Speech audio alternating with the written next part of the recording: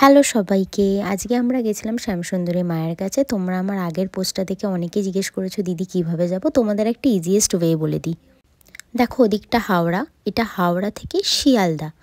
আর এই জায়গাটা শিয়ালদা থেকে এই দিকে হাওড়া যাচ্ছে। এই প্রপার জায়গাটার নাম হচ্ছে আমার স্ট্রিট। এখানে আই লাভ কলকাতা লেখা আছে।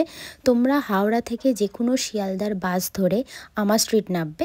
দেখো সামনে লেখা আছে হোটেল রয়্যাল, আইসিআইসিআই ব্যাংক। ঠিক এই রাস্তাটার সাইড বরাবর, মানে ডান দিক বরাবর তোমরা প্রপার এই জায়গাটায় নামবে। নেবে ডান দিক বরাবর আমাদেরকে সোজা হেঁটে যেতে হবে। প্রায় 2-3 মিনিট হাঁটার পর তোমরা একটা মোড় পাবে, চার মাথার মোড়। চার মাথার মোড়ের সামনে ডান দিকে একটা রাজা রামমোহন রায়ের মূর্তি পড়বে। সেই মূর্তির একদম গা বেয়ে তোমাদেরকে প্রায় 1 মিনিট হেঁটে গেলেই তোমরা মায়ের মন্দির দেখতে পারবে।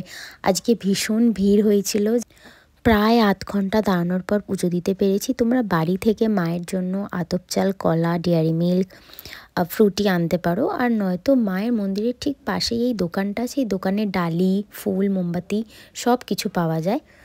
আর দেখলে আমিও কিনে নিয়েছিলাম। তো ফাইনালি অনেকক্ষণ দাঁড়ানোর পর মায়ের কাছে পৌঁছাতে পেরেছি। এর আগেও আমি 2-3 বার এসেছি মায়ের কাছে। তো তারপর আমরা পুষ্পাঞ্জলি দিলাম।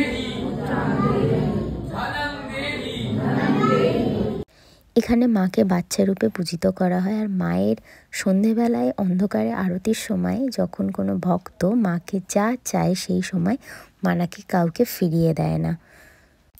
তারপর বাইরে ধূপ মোমবাতি জেলে আমরা চলে এসেছিলাম। তো তোমাদের সাথে আবার দেখা হবে আবার নেক্সট ব্লগে। টাটা।